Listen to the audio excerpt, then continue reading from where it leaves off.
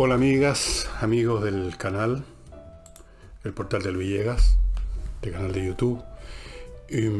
Voy a comenzar hoy día el programa hablando, comentando, examinando hasta donde puedo un hecho del cual no tenía conocimiento, que ha estado siendo divulgado por otro canal de YouTube chileno, el Chile Patriótico, perdonen, no me acuerdo nunca los nombres, y da lo mismo su orientación política, si a usted le gusta o no le gusta. Aquí estamos hablando de una cuestión de interés nacional, dramática, increíble y basada en hechos. No sé si ustedes sabían, pero en los últimos 10 años han desaparecido, se han esfumado la faz de la tierra, de nuestro país, más de 50.000 niños. Niños, la enorme mayoría, no estoy hablando de adolescentes, niños, 12, 10, 4, 5, miles, 53.000 o algo así. Esa cifra, por supuesto, varía día a día. ¿Se habían imaginado ustedes una cosa así? El director de ese canal donde dio la noticia que resultó de investigaciones que le estaba haciendo respecto a niños haitianos desaparecidos, pero se encontró con este pastel. Ha estado en esto como una campaña personal que yo creo que es muy valioso que lo esté haciendo y yo me sumo a esto. Y está apuntando a un hecho que uno simplemente no lo puede creer, porque como esta persona explica en ese programa donde trata el asunto, si nos comparamos con países con el doble, el triple, el cuádruple de población, nosotros tenemos una proporción mucho más alta. En todas partes desaparecen niños porque los mataron, o los robaron, o los secuestraron, o cualquier cosa, o se fueron y nunca más los pudieron hallar. Pero 53.000 desde el 2012 a la fecha, desaparecidos, es muy impresionante. Son personas que han sido, estas desapariciones son de aquellos desaparecidos que han sido denunciados a la policía y se ha dado orden de investigar. Puede que habrá que sumar, supongo, a niños que han desaparecido, niños que no tenían padres, que hacía tiempo que no vivían con nadie, de los cuales nadie sabía nada y que también se han desvanecido a la faz de la tierra. ¿Cómo se explica este hecho? ¿Qué es lo que está detrás de estas desapariciones? ¿Qué es lo que está detrás de que la policía, digamos, permita que se acumule tal cantidad de desapariciones de este tipo? ¿Qué pasa en nuestra sociedad? Que esto no es noticia de primer plano todo el tiempo, en vez de las declaraciones de la señora Torre, ¿cómo se llama esta señora? Jimena Rincón, y los malabares de algún otro payaso del Congreso, 50 y tantos mil niños desaparecidos. ¿Qué puede haber detrás de esto? Tratemos de escudriñar un poco. No hace mucho tiempo se desarticuló en Chile una banda dedicada a la explotación de mujeres inmigrantes para lo usual, para la prostitución. Les contaban un cuento de que en Chile iban a tener tales o cuales posibilidades de trabajo, las embarcaban, les financiaban el vuelo. Imagínense, gente que no tiene nada y de repente le ofrecen trabajo y a ningún costo. Y una vez acá, bueno, las tomaban, las detenían, por así decirlo, las amenazaban, les quitaban los celulares, no se podían comunicar con nadie, las vigilaban con cámaras de vigilancia, las amenazaban que si hacían o decían cualquier cosa que no correspondía y iban a... bueno, toda clase de amenaza. Y hay una brigada de la Policía de Investigaciones que está dedicada a estas cosas de trata de blancas, desaparición de personas. De manera tal de que estamos hablando de una actividad desde el punto de vista delictual que ha existido, que existe, que ha existido siempre. La trata de blancas, la manera de dominar el tomar a mujeres jóvenes, ignorantes o desprovistas, débiles, desposeídas y convertirlas en putas. Eso es. Ha habido este tráfico a nivel internacional. Hay algunos países de Oriente donde les gustan mucho tener a disposición de los mandamases a niñas eslavas, europeas, blancas, digamos. Bueno. Pero parece que también los niños entran en el negocio. Aquí hay varias posibilidades, estimados amigos y amigas. Niños que desaparecen porque los han secuestrado para meterlos en el tráfico sexual de niños, ya sea en prostíbulos comunes y corrientes, llamémoslo así, si es que puede haber un prostíbulo común y corriente de niños, o para filmar cine porno con niños, que también tiene un mercado, o cosas aún, no sé si peores, pero aún más siniestras, como es simplemente sacarles los órganos, o sea, matarlos y sacarles todos los órganos que puedan servir para un mercado mundial muy próspero y muy importante de comercio de órganos. De hecho, se acusa, hay organizaciones que están acusando a China de que está haciendo eso, que está cosechando órganos de algunas de estas minorías étnicas que tienen encerrados en campos de concentración especiales. Puede ser eso. Otros niños pueden desaparecer porque simplemente se fueron de la casa y nunca más se les halló. Otros, bueno, fueron asesinados. Aparentemente eso es lo que ocurrió con este niño que se perdió hace unas semanas atrás, ¿no es cierto? Y entiendo que el inculpado es el adulto que salió con él.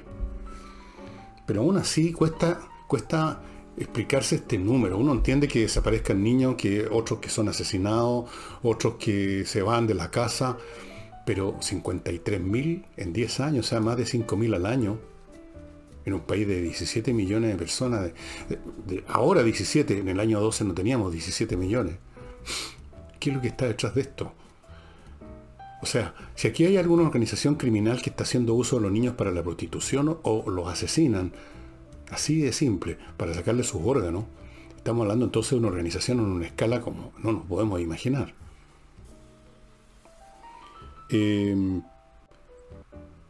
Respecto a las investigaciones ahora.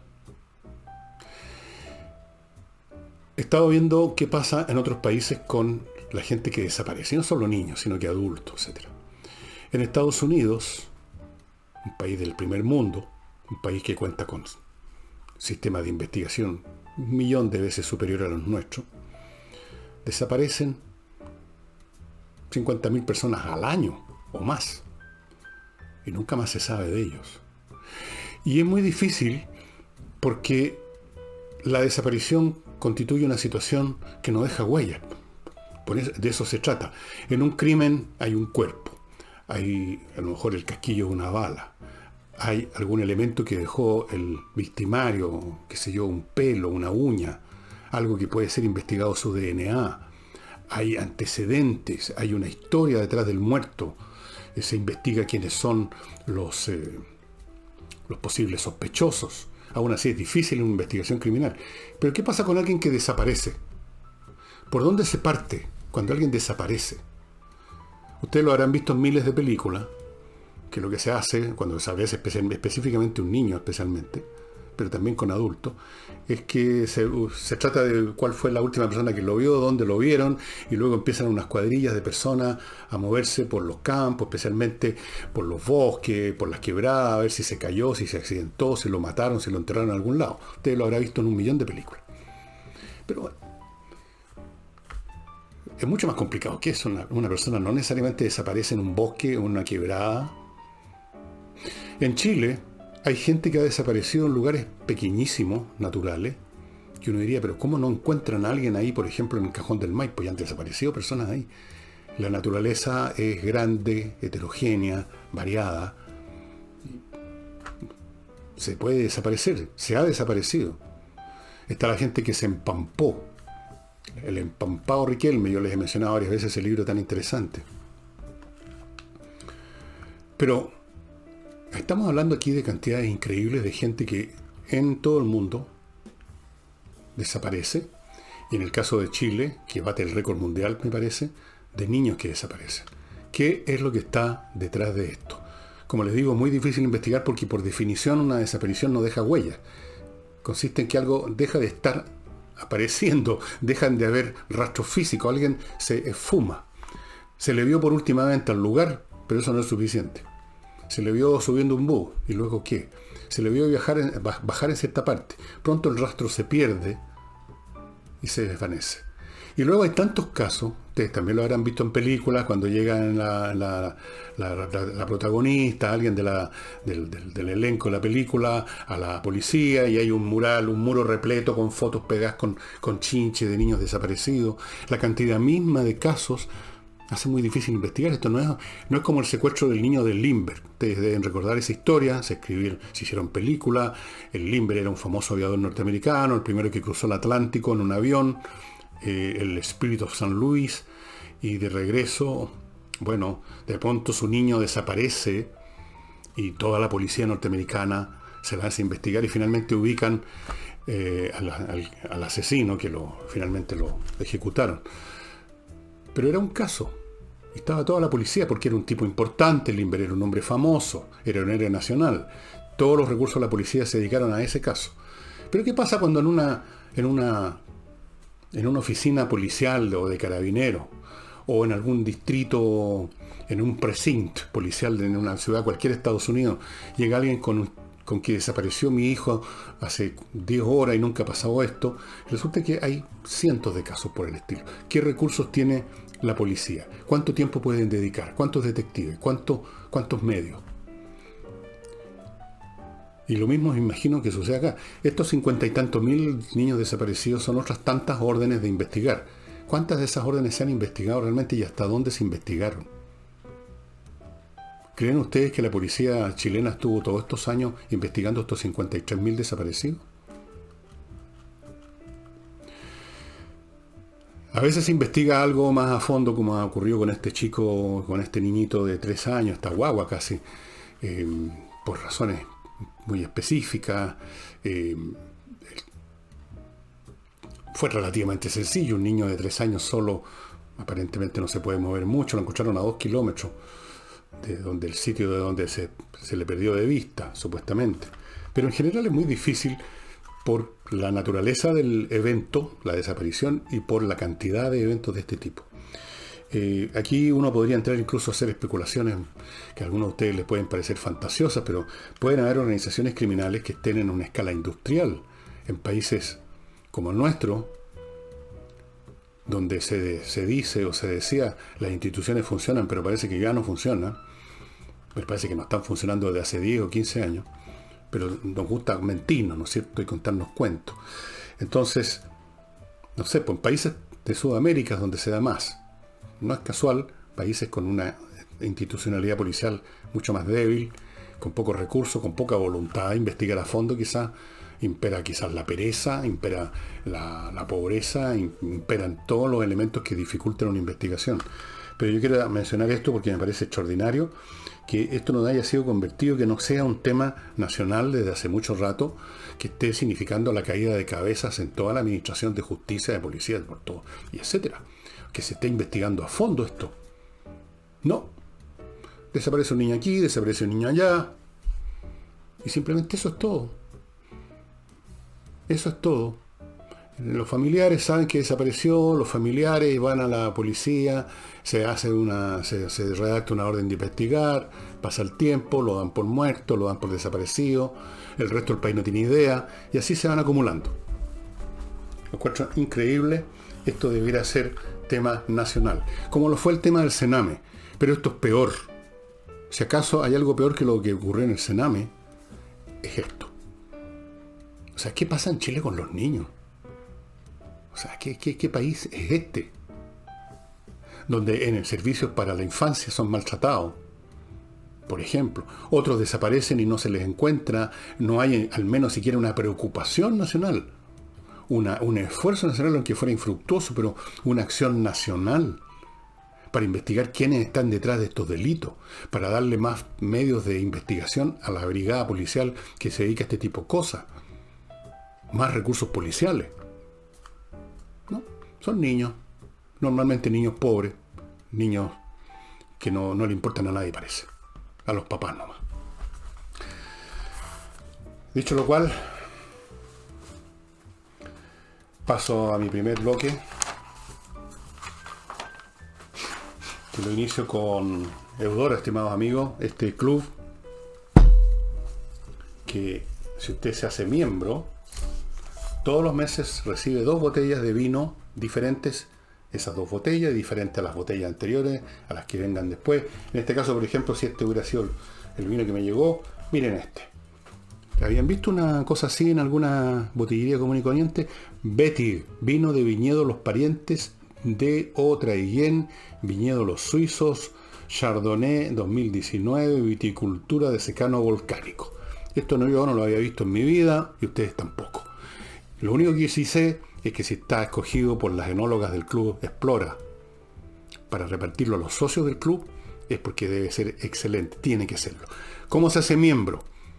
1 OF al mes para recibir 2 botellas, 1 OF y media para recibir 3 botellas. Pueden ser vinos tintos, vinos blancos, los 2 blancos, los 2 tintos, 1 blanco y 1 tinto. Pueden ser Cabernet, pueden ser Chardonnay, pueden ser Carmener. Todos de excelente calidad. Es una excelente manera de, por lo menos una vez al mes, castigarse, no simplemente con el vino bueno que usted seguramente toma, sino que ya con un vino de excepción, darse un gustito. Les recuerdo a mi Climo, amigos, para que ustedes controlen el clima de su casa en cualquier época del año con un aparato que además filtra el aire y que puede servirles no solo para mantenerlo encendido por largos ratos, horas o temporadas, de acuerdo al clima estable que se ha instalado en la zona, sino que lo puede prender y apagar como quien prende y apaga el televisor para el momento en que usted quiere estar más fresco o más calentito. Esa es una de las ventajas, la rapidez del funcionamiento, la flexibilidad que tiene el sistema de miclimo.com, que no por casualidad los han premiado ya 2 veces por su innovación. miclimo.com, amigos, mientras antes ustedes se pongan en contacto y pidan una visita técnica, antes van a tener esta climatización. No se quejen después que no los atienden, que hay una larga fila, que hay una larga cola. Yo les dije. Y para tener una reserva financiera intocable por las circunstancias de la vida, por los caídas de las bolsas o por cualquier cosa, yo les recomiendo entrar a compreoro.cl y adquirir o esto, aquí 1 kilo de plata absolutamente pura, 99,99, esto, y o este lingotito en miniatura, pero muy valioso, de oro al 99,9% de pureza, 24 quilates, que en esta pequeña cosita que yo me podría meter en el bolsillo, me podría meter un montón, me podría meter 50 de estas, hay una pequeña fortuna, que si yo tuviera que salir, porque se vino todo abajo, esto va a valer igual en cualquier parte. En ninguna parte me van a decir esto, no me interesa su billete, no me interesa su divisa, no me interesan sus acciones. Estos son objetos reales, físicos, que están ahí, que se pueden tocar y que tienen un valor perenne. El oro y la plata. Así es que ya saben, amigos, compreoro.cl. Cada uno de estos objetos, entre paréntesis, están con un certificado de calidad como este para el innumerado, para este lingote que tengo aquí de muestra, no es mío, dicho sea de paso. Ahí está. Y continúo, estimados amigos, con un tema que se está discutiendo en este momento en la política chilena, que tiene que ver con la extensión del estado de catástrofe. El actual estado de catástrofe, que fue aprobado hace tiempo, vence el 13 de este mes. En esta oportunidad ya no le bastaría al Ejecutivo con decretar la continuación, necesita en este caso la aprobación del Congreso. Así que se está discutiendo. Y yo creo que la mayoría de los parlamentarios, incluso de oposición, aunque sea regañadientes, porque es un proyecto del gobierno, pero en fin, considerando las cosas, están por aprobarlo. Pero han emergido voces contrarias. Y una de ellas es la del ex candidato a la presidencia de la República, Alejandro Guillé, a quien yo siempre he tratado de la mejor manera posible, porque trato de ser justo con la gente, y me pareció siempre una persona muy agradable, inteligente, más o menos leída. No vamos a decir que un ratón de biblioteca, pero en fin. Pero también he dicho acerca de él que, como ocurre con otros políticos, me parece que le han entrado en un proceso de degradación muy grande. de sus funciones superiores, porque fíjense ustedes lo que dijo Guillé para justificar el que él no va a aprobar un nuevo estado de catástrofe. Dijo: anuncio no apoyarlo si el gobierno no pone, no nos cuenta, no nos dice acerca de la efectividad de este estado de catástrofe para combatir la pandemia y con evidencia fundada. Ahora, ustedes dirán, bueno, ¿y cuál es el problema con esa frase? Hay un problema muy grave, pues, estimado amigo, que cualquier persona con un uso razonable de la inteligencia detecta en un décimo de segundo, pero parece que Guillé ya no está en condiciones de hacer esos procesos. Porque resulta que, ¿de qué manera podrían entregarse evidencias fundadas de que el estado de catástrofe tiene una mayor efectividad, tiene una efectividad en comparación con el estado de no catástrofe, o sea, el estado normal de la sociedad? ¿Cómo?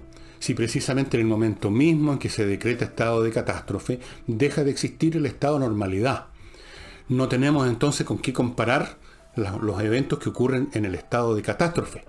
Porque la única manera de decir esto es más efectivo para lo que sea que tal otra cosa es la comparación. ¿No es cierto? Uno compara cosas. Uno compara una cámara fotográfica con otra. Uno compara un auto con otro. Uno compara un reloj con otro. Uno compara un iPhone con un otro. Pero ¿cómo se compara el estado de catástrofe con el estado de normalidad cuando se excluyen sus existencias? No pueden existir al mismo tiempo. Para hacer la comparación tendríamos que haber estado viviendo una situación realmente curiosa. La mitad del país con estado de excepción y la otra mitad no. Y entonces luego de un tiempo decir, a ver, ¿qué pasó con los contagios, con los enfermos, con los muertos en la parte del país que estaba con estado de excepción, estado de catástrofe, y la que no pasaba nada de todo eso? Absurdo. No hay ninguna manera de hacer esa comparación en absoluto. Así que no es posible entregar una evidencia fundada, que sería una evidencia fundada en los números. Número de contagiados, número de muertos, número de enfermos, número de que hay gente que entró con respirador mecánico al hospital. Es imposible, pues, Guillé, pues, si el estado de catástrofe excluye el estado de normalidad, y entonces no podemos hacer la comparación. ¿Cómo? El estado de normalidad dejó de existir el día mismo que se creó el estado de excepción llamado estado de catástrofe. Ahora, si incluso sin pedir una evidencia fundada en número, que sería comparar estas dos cosas que no se pueden comparar porque no existen al mismo tiempo, hay toda clase de evidencias que muestran que allí donde las normas derivadas del estado de catástrofe o por lo que sea, cuando están aplicándose con un cierto grado de rigor, generan bajas en los contagios, comparado con otros momentos dentro del estado de catástrofe en que se han aflojado las normas. Por ejemplo, cuando una comuna pasa del estado de la fase de cuarentena a la fase de transición y luego a la fase de no sé qué cosa y luego a la fase de más allá, o cuando viene una fiesta pública y se relajan las normas. Hemos tenido 1000 instancias en las cuales podemos hacer una comparación, no entre el estado de catástrofe y el estado de normalidad, pero sí entre el estado de cierto grado, llamémoslo X, de disciplina, de normativas, de prohibiciones, y el estado Y en que se relajan. Y en todos los casos, por eso que hemos hablado de la famosa onda, hemos visto que las normas, incluso cuando son obedecidas a medias nada más, se reflejan en una disminución de los contagios, y por eso es que después llegan las autoridades y dicen, bueno, pasamos a una fase mejor, y relajamos un poco las normas, pasamos de la fase 2 a la fase 3, etc. Pero no, todas estas cosas parece que Alejandro Guillé no las pensó. Porque Alejandro Guillé no es que sea incapaz de pensar en una cosa tan simple, hasta él podría, digamos, hacer este raciocinio tan elemental, que es imposible comparar cosas que no coexisten al mismo tiempo y en las mismas circunstancias. Porque no podemos comparar el estado de catástrofe con pandemia al estado de normalidad sin pandemia, ¿verdad? Pero lo ciega la política. Lo ciega el afán de ponerle problemas al gobierno. Lo ciega en parte, o hace totalmente en algunos, la idea de que todo esto ha sido una cábala siniestra para paralizar los movimientos sociales, como este señor César no sé cuánto, que va en una lista por el cambiar la Constitución y que dijo que la pandemia era una invención, que era una artimaña. ¿Se acuerdan?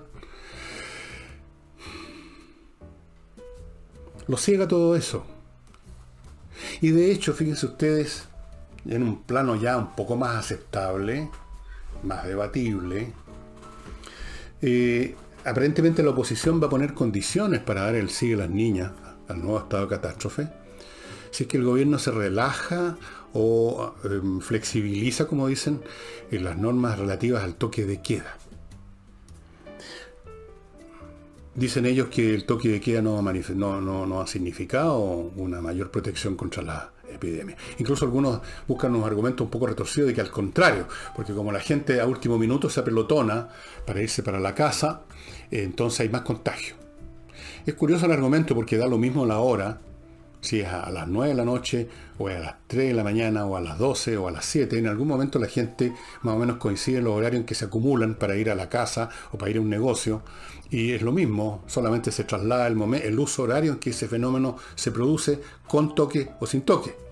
Pero en fin, todavía podría haber ahí un rasgo de racionalidad en decir, bueno, ya mantengamos el estado de catástrofe, pero en algunas zonas en que es menos el problema, dejemos que, no sé. Se podrían enarbolar razones económicas también. El toque de queda ha perjudicado enormemente, incluso cuando hay zonas que están más liberadas cuando no hay cuarentena, pero el toque de queda dificulta enormemente el comercio de los restaurantes y otros locales de ese tipo, obviamente. Pero no se mencionó eso. Se habló de las libertades en general. Se habla de las libertades democráticas. De repente se acordaron otra vez de la democracia en la izquierda. Pero a mí me da la sensación que aquí lo que está detrás de todo esto, el toque de queda, es una cuestión política. No solo en el sentido de meterle problema al gobierno y estar siempre nosotros de protagonistas, poniendo dificultades o pidiendo cambios o poniendo condiciones, sino que además me imagino que en muchos de ellos existe la sensación de que el toque de queda dificulta las movilizaciones. Y ustedes saben, la noche es el horario ideal para las movilizaciones en nuestro país. El atardecer, la nochecita. El momento ideal para que emerjan al final los descerebrados de siempre a dejar la crema. Entonces, probablemente la izquierda siente que en todo este año su proceso revolucionario se ha enfriado bastante, quizás mucho, por culpa de la pandemia, que por eso que debe ser un ardid de los imperialistas, a pesar de que partió en China, pero en fin. Podría haber un factor político. Podrían querer que la noche sea nuestra otra vez, como dice la izquierda. La noche es nuestra. Salgamos a dejar la crema, salgamos a gritar, salgamos a bocinear, a rayar, a prenderle fuego a cosas. ¿No quieren que no quememos el país, como decía esta genio de Revolución Democrática? Bueno, con esto del toque queda más difícil, porque a pesar de que hay mucho relajo y parece que la acción policial contra los que lo infringen es hasta ahí nomás y los castigos son para la risa, pasan un rato en la comisaría y después los dejan libres, pero aún así es algo que dificulta la libertad democrática de los compañeros combatientes. Creo que ese es el tema. Pero pueden haber varias de estas cosas que se están juntando y que forman, digamos, un paquete, ¿no? El afán de protagonizar algo, de no simplemente aceptar algo, porque aunque el gobierno esté diciendo, por favor aprueben el proyecto que dice que 2 más 2 son 4. Aún en ese caso dirían, un momentito, hay que debatir si 2 más 2 son 4. La cosa es no quedar en la postura que les produce un enorme rencor y molestia de seguir con la lógica de las cosas. Ellos tienen que, digamos, plantarse frente al gobierno y poner alguna dificultad. Puede ser eso, puede ser el tema de las movilizaciones. No son pocos los genios de la izquierda que piensan que si no hubiera sido por la pandemia ya tendríamos, digamos, en vez de la bandera tricolor tendríamos la bandera roja con una olla y un martillo o algo por el estilo, o la bandera de los mapuches, no sé cuál bandera de todas las que uno ve en estas concentraciones repletas de banderas, casi todas de color rojo. En fin, Pero el argumento, volviendo para atrás, el argumento de Guille es francamente... ¿Cómo Alejandro, estimado ex amigo, cómo no piensa un poco antes de abrir la sanguchera? ¿Ah? No se puede hacer comparaciones entre cosas que existen con cosas que no existen. No se puede. O sea, para otra vez, fíjese bien lo que está diciendo.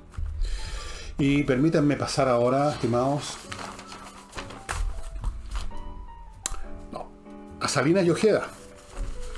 Un buffet de abogados que usted encuentra en el sitio salinasyojeda.cl.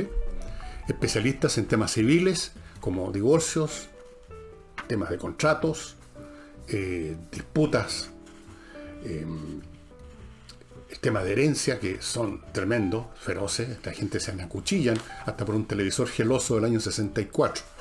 Así son. Son los mejores porque son especialistas en temas civiles, que son la mayoría de los casos en que usted, persona normal, va a estar alguna vez involucrado. Espero que no, pero si lo está, recurra a los mejores. salinasyojeda.cl, estimados amigos. Entrena inglés. Lo mejor para aprender inglés es Entrena Inglés.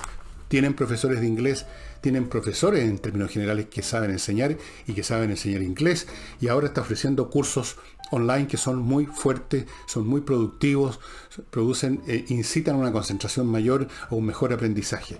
Entrenainglés.cl. Aprenda inglés de una buena vez, no se quede con el chapurreo que no lo entiende nadie. Hable inglés, lea inglés y ojalá también escriba inglés. Y controller, amigos, amigas que tienen empresas, que quieren estar en las mejores condiciones para esta nueva etapa que se va inevitablemente a abrir y que de hecho se está abriendo, aunque sea lenta y quejumbrosamente, la puerta, y va a necesitarse mayor efectividad en las empresas que quieran no solo sobrevivir o volver a lo que eran antes, sino que mejorar, cosa que se puede hacer. Y para eso les sugiero que se pongan en manos de Controller, que es una empresa que se creó para examinar los procesos de gestión de otras empresas, buscar las partes débiles, los cuellos de botellas, los errores que a veces te están ahí insidiosamente perturbando la buena marcha de la empresa por años de años, y nadie se da cuenta, porque una vez más no se puede comparar lo que existe con lo que no existe, ¿verdad? Entonces, pero ellos lo descubren, son expertos, trabajaron 20 años los fundadores de Controller en empresas norteamericanas de gran calibre haciendo este tipo de ejercicios, disponen del software más adelantado y por lo tanto lo más conveniente es ponerse en manos de ellos. Y KM Millas, si usted tiene kilómetros o millas acumuladas por sus vuelos aéreos, le sugiero que entre a kmmillas.cl y los convierta en dinero antes que la empresa aérea se los borre, como suelen hacer en el momento menos pensado. kmmillas.cl.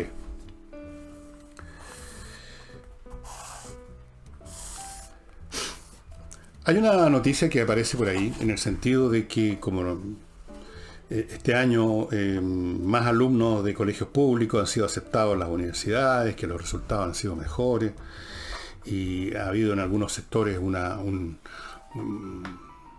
ciertos gestos optimistas. La señora directora del Departamento de Evaluación de la Universidad de Chile, doña Leonor Varas, dijo que los resultados nos permiten estar contentos porque entraron más.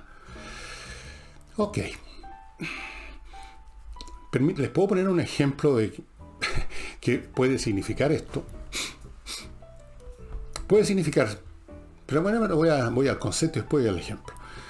Todo depende de cuál es la naturaleza de la prueba de selección. Si usted tiene una prueba de selección menos exigente, y por lo tanto los que la dan tienden a congregarse en mayor número, más o menos en los mismos valores, o sea, todos alcanzan los valores más altos porque la prueba es menos exigente, y los que estaban en las mejores posiciones para tener los valores más altos ya no se pueden distinguir porque no hay espacio de distinción de los otros que los alcanzaron. Entonces, claro,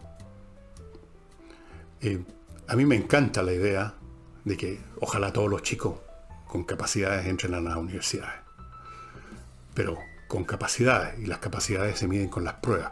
Ahora, si durante un proceso que ya lleva años las pruebas se han ido con el pretexto de que hay que aplanar la cancha, que hay desigualdades que vienen de aquí o de allá, pero eso no es el tema. El tema no es si dos niños tuvieron distintas oportunidades, es un problema social que debe corregirse. Los niños deberán tener todas las mismas oportunidades de desplegar sus poderes, sus facultades, sus potenciales. Pero ese es un tema social, económico. Pero si llega el momento de seleccionarlos por cualquier motivo, para una actividad determinada, tenemos que dejar de lado el hecho de si fue justa la vida con ellos y uno tuvo mejores oportunidades. Tenemos que simplemente seleccionar a los mejores. Tenemos que seleccionar a los que se requieren, que tienen lo que se requiere para esa actividad para la cual estamos seleccionando. Si resulta que bajamos los parámetros y lo hacemos cada vez más fácil, por la misma razón la selección es cada vez más deja de existir en realidad.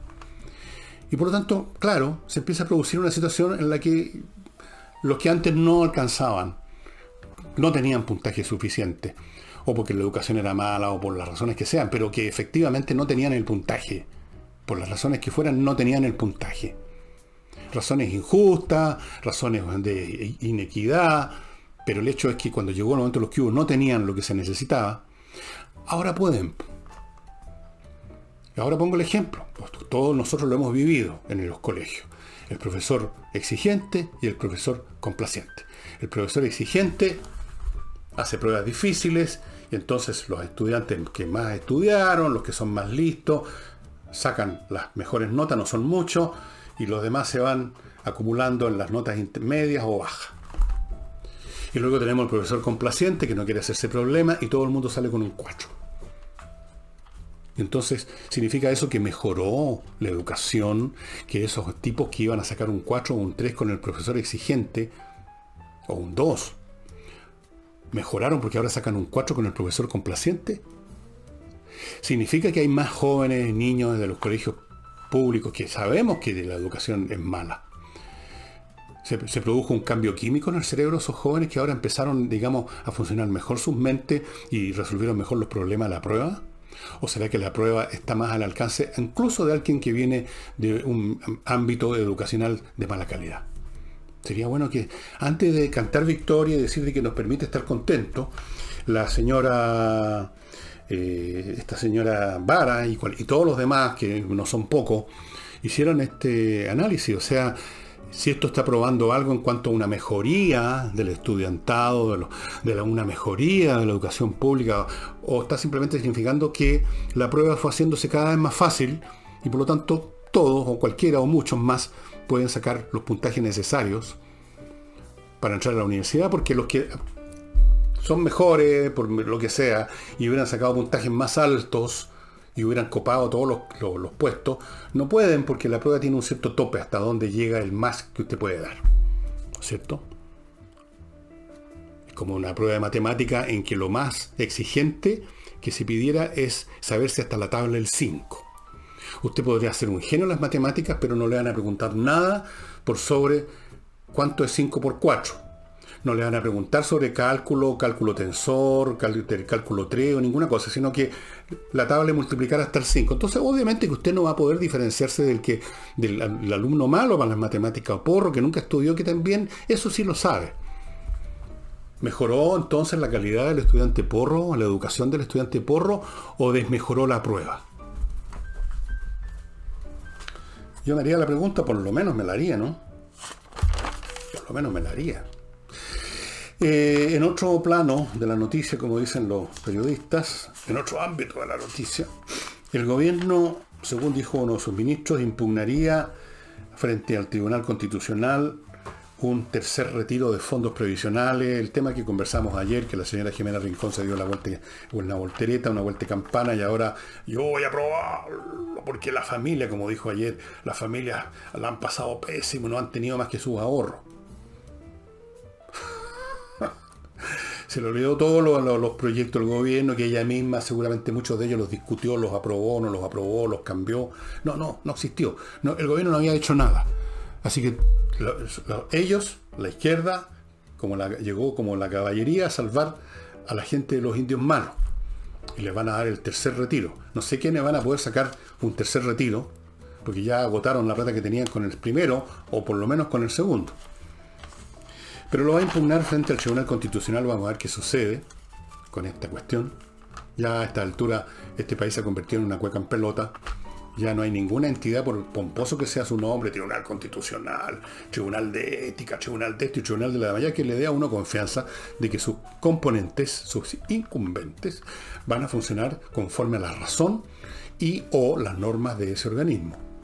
Las presiones políticas, las amenazas, los tontones, los tontón macut, la fuerza física, las barras bravas, están teniendo, como ocurre en todos estos procesos revolucionarios, cuando están llegando a esta etapa, se están haciendo más potentes, más referentes para la conducta de las personas que lo que se llamaba las instituciones que funcionan. Y a propósito, por lo mismo, me hago una pregunta, porque me tocó, incluso durante las vacaciones, conocer ya más casos de gente que tiene distintas actividades económicas que se van del país, que se están yendo. Se está yendo la gente. Y no se está yendo cualquier gente. Se está yendo la gente que eran muy buenos profesionales, que tenían empresas, que manejaban dinero, o sea, que hacían cosas que están directamente relacionadas con la producción, con el crecimiento, con la gestión del país. Perdónenme, pero hay una diferencia entre ser un empleado, por bueno que no sea como empleado, a manejar una empresa de la cual depende el empleado. Dependen no solo sus empleados, sino que los proveedores, los clientes, toda esa compleja red que es una estructura económica. ¿Qué pasa cuando esa gente se va? Cuando se llevan la plata. Cuando se va, se fuga el capital y se fugan los talentos y se fugan el emprendimiento y se fugan las personas que hacían cosas y quedan simplemente, van quedando la leche descremada. Van quedando los buenos para reclamar, los buenos para refunfuñar, los buenos para estirar la poruña, los buenos para acusar a los demás de injustos, de abusadores, de explotadores, cuando van quedando los parásitos, cuando van quedando estas personas como tantos que vemos ahora en la política que nunca estudiaron ni trabajaron y ahí están metiéndose 10 palos en el bolsillo, sino más, y haciendo negocio y obteniendo becas de estudio para estudiar comunicación con los extraterrestres. No creo que les dé para más. No tienen suficiente inteligencia para otra cosa. Porque a propósito de eso, una persona me decía por mail, no hace mucho lo leí, que por qué en la política nuestra era tan penca en promedio el material humano. Y yo le dije lo que les voy a decir a ustedes ahora, y que me parece bastante obvio, porque la actividad política no concita, no atrae, no convoca a las personas más brillantes. No tiene, en primer lugar, no tiene exigencias que requieran a las personas más brillantes. Si usted quiere ser un ingeniero de la NASA, va a tener que ser un tipo extraordinariamente brillante como ingeniero. Si usted quiere ser profesor de matemática en Princeton, va a tener que ser un genio, literalmente. Va a tener que ser un tipo con un coeficiente intelectual altísimo. Hay actividades que simplemente no pueden ser realizadas por personas que no sean de muy elevadas capacidades. Pero hay otras actividades que permiten a toda clase de talentos, digamos, incluso la ausencia de talento. Pueden llegar personas con talento. De repente llegan a las cosas, digamos, más posmes, llegan gente que uno dice, ¿qué está haciendo este gallo aquí? Pero pueden llegar. Pero normalmente lo que concitan las actividades de poca exigencia intelectual son a gente de pocas capacidades intelectuales. Ahora, si esa actividad además ofrece poder, o la esperanza de obtener poder, que es algo que es muy potente en el corazón precisamente de la gente mediana, que no tiene otra cosa en el mundo, no tienen, digamos, no tienen nada en el mate que sea de interés ni para ellos ni para nadie, por lo tanto lo único que pueden querer tener es cosas y poder, riqueza y poder. Entonces es un magneto para ese tipo de gente y es un magneto en polaridad negativa para los que son más inteligentes, más espiritualmente más desarrollados, que van a otras cosas, pues no se van a la NASA, se van a no sé, pues a otra cosa, a otra profesión más exigente. No se meten en política. Porque además, esa persona, suponiendo una persona inteligente o muy inteligente que estuviera en un momento dado interesada en política, se pone a pensar en con quiénes va a tener que toparse todos los días y sale arrancando. Esa es la explicación. Por eso que usted en política normalmente, y creo que lo dije hace un montón de programas atrás, es muy raro encontrar personas sobresalientes en la historia política de todos los países, de toda la historia. Y creo que mencioné con los dedos de la mano a políticos que uno podría considerar geniales, excepcionales. Mencioné a Churchill, mencioné a Julio César, mencioné a Abraham Lincoln. No sé si se podría mencionar a Lenin también. Podría tal vez mencionar unos cuantos más. Pero son no más de 5, 6, 10 quizás. Los demás, cuando uno estudia la historia política de nuestro país, de cualquier otro país, de cualquier época, uno ve simplemente una luz de mediocridad y de chantería. Y por eso que los estados y las instituciones dependientes de los estados funcionan tan mediocremente, son tan incapaces de adaptarse a los nuevos tiempos, son tan lentas, son tan torpes, son tan pesadas en su funcionamiento, tan repletas de defectos, de ripio, porque están constituidas por un personal ahí nomás. Eso es todo. Permítanme decirles ahora, amigos, que si usted quiere vender rápidamente su casa, su fondo, su departamento, su propiedad, su playa, lo que sea, propiedad inmobiliaria, recurra a Ángel Hey, que es el tipo que está vendiendo ahora en Chile, y no por nada más y más gente está solicitando su servicio. Como él mismo me explicó, que ya está llegando al punto en que le va a ser difícil aceptar más órdenes. Todavía tiene espacio. Le sugiero que si usted quiere vender de una vez por todas lo que quiere vender, se ponga en contacto con Hey. Le sugiero además que si usted quiere que su diligencia notarial sea rápida, en una lata de horas, que entre a notariospress.cl y ahí lo hace prácticamente todo. El papel que usted necesita, le van a ir apareciendo en pantalla las cosas que tiene que rellenar, los nombres, los datos que se piden para tal o cual papel. Usted lo despacha, la empresa se hace cargo de todo, salvo el último momento en que usted tiene que ir a la notaría a firmar, y es un trámite de pocos minutos. Pues ellos trabajan, Notarios Express, se llama notariospress.cl no por casualidad. Es Express, yo lo he probado 2 veces, uno para un trámite de mi mujer, otro para un trámite mío, y es cuestión de minutos, no horas. Notariospress.cl.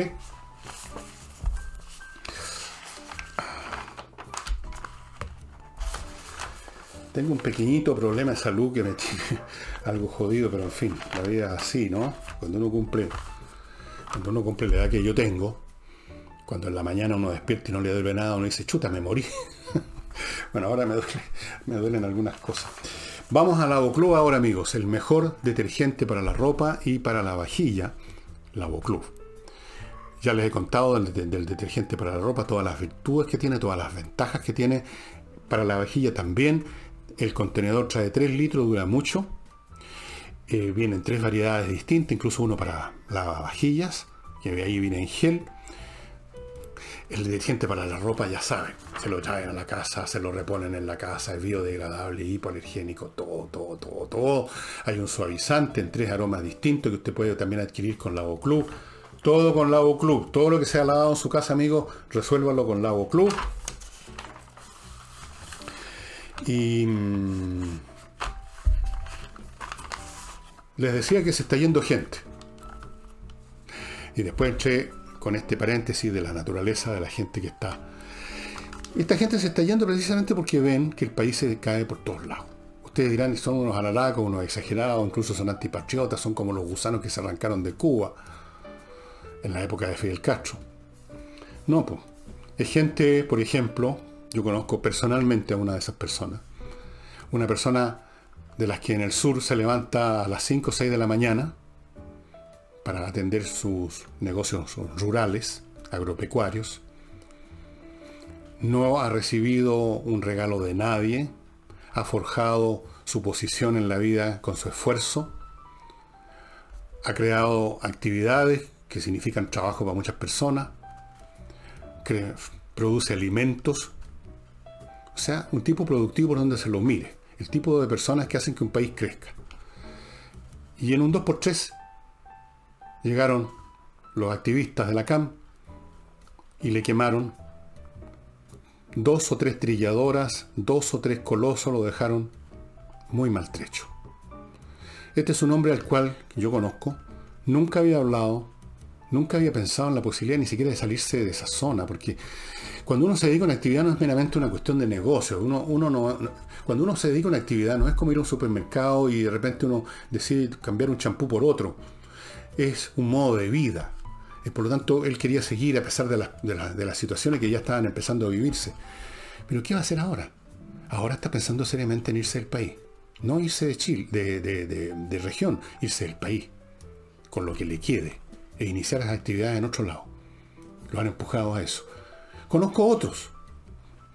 En Santiago, empresas productoras de cosas físicas, no voy a decir cuáles, una empresa bastante grande, también está preparando todo para irse a Estados Unidos.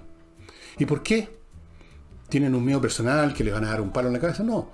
Ven que lo que ha sido el esfuerzo de todas sus vidas se está desmoronando porque hay unos infelices que les queman, que les destruyen, que los maltratan, que los tratan de explotadores. El gobierno no los defiende, las instituciones no funcionan, todo se desploma, les pueden robar, quemar, destruir y atacar personalmente y no pasa nada. Entonces, ¿por qué habrían de seguir, pues?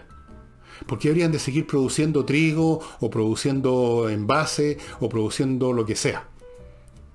Y arriesgando su pellejo y siendo blanco de las pullas de los imbéciles que creen que el ser un parásito, el ser un bueno para nada, es la gran virtud de la vida y los que producen cosas son todos, algo malo tienen. ¿A quién mataron? ¿A quién le robaron? ¿A quién desposeyeron? ¿Cuántos se están yendo? No tengo idea. Pero yo, que soy un tipo que se mueve muy poco, por no decir nada, que ya conozca 3 o 4 casos, me parece casi como una señal de que deben haber muchos más, pues. Muchos más. Y los que no todavía se han ido es porque no es llegar e irse. Algunos todavía no les han quemado nada, pero están pensándomelo, pero puede ocurrirme mañana, así que voy a vender y con esa plata me instalo en otro país a hacer otra cosa. En Chile no. Chile se fue a la mierda, así dicen.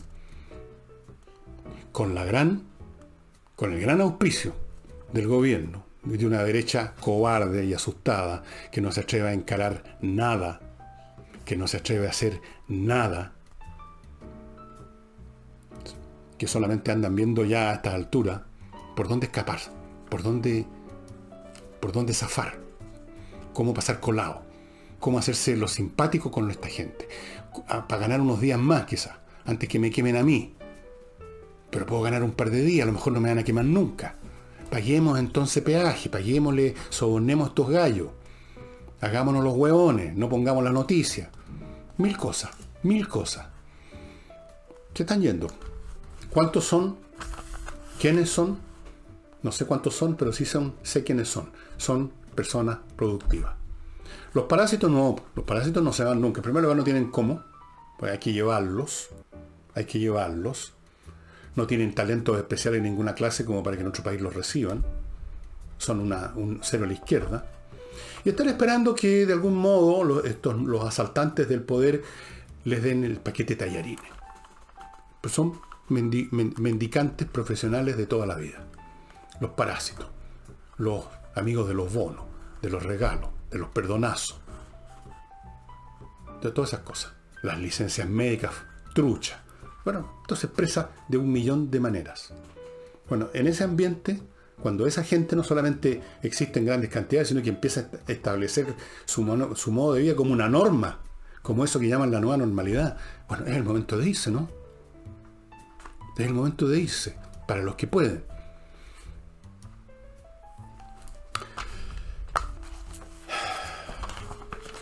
¿Quiere invertir en Estados Unidos, amigo? No sabe cómo. Entre a invierta en USA.cl.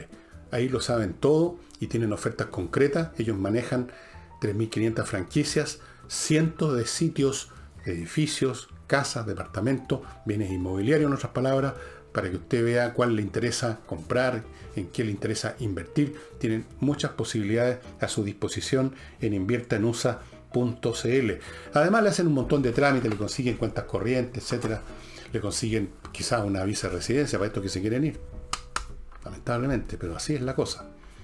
Y finalmente, amigos, para la transferencia de autos, lo más rápido, porque les aseguro que transferir un auto no es llegar y que llega alguien a ver su auto y dice ya, se lo compro. No, hay que hacer un montón de trámites, qué sé yo, que el tag, que esto, que la ventanilla, que el conservador, un montón. Y hoy día los trámites públicos son, ya sabe usted cómo son. Pásele esa pega a autopass.cl. Ellos van a hacer todo, salvo el momento final en que usted va a la notaría, que es de Notario Express, muy rápido, y en 2 minutos qué sé yo, en un minuto firma y está todo listo, ya está todo listo, te tiene que poner la firma nomás, la millonaria. Autopass.cl, transfiérale la transferencia a Autopass y libérese de todos los problemas. Y en cuanto a libros, hoy día les voy a mostrar lo que tenemos nosotros a nuestra disposición en nuestro sitio, en la tienda del Villegas, etcétera. Quiero recordarles, amigos, estos dos libros: Historia de la Felicidad de Osvaldo Cifuentes, un libro súper entretenido sobre lo que decían los filósofos sobre la felicidad. Aquí, por ejemplo, leo una línea: en nada piensa menos el hombre libre que en la muerte, y su sabiduría es una meditación no sobre la muerte, sino sobre la vida. Así es lo que dijo uno de los grandes filósofos de ascendencia judía y grandes filósofos de cualquier ascendencia, Baruch Spinoza. Está lleno de pensamientos, de los conceptos, las ideas que desarrollaron sobre la felicidad, cómo conseguirla y en qué consiste, de toda clase de filósofos que están aquí. Por ejemplo, los temas. Hay temas también: la salud, la virtud, la privacidad, conservar nuestro ser, etcétera, etcétera, etcétera, etcétera. ¿Qué es lo que dijeron montones de pensadores? Quedan no muchos ejemplares de este libro en la tienda que está elvillegas/tienda.cl. Y por supuesto mi libro Insurrección ahora sí, que está en su segunda edición. No voy a hablar más de este libro, yo creo que ya lo he hecho alguna vez. Desde luego, claro, lo que he dicho siempre, aquí en Chile no vivimos un estallido social, sino que vivimos una insurrección que luego produjo efectos sociales, obviamente. Pero no fue un estallido en el sentido de que espontáneamente la gente cabreada inició una explosión de reclamos y de destrucción. Todo eso fue organizado, eso se llama insurrección. Las revoluciones parten, en su parte física, conductual, con una insurrección. No solas, no por una misteriosa y milagrosa coincidencia en el actuar de millones de personas que ni siquiera se conocen. Insurrección. Segunda edición corregida, porque la reescribí en varias partes, tomando en cuenta los hechos que habían sucedido en el Chile y en el mundo después que publicamos la primera edición. Y eso sería todo por hoy, estimados amigos. Muchas gracias por su atención, y mañana jueves estaremos con ella, con Nicole Rodríguez. Hasta entonces.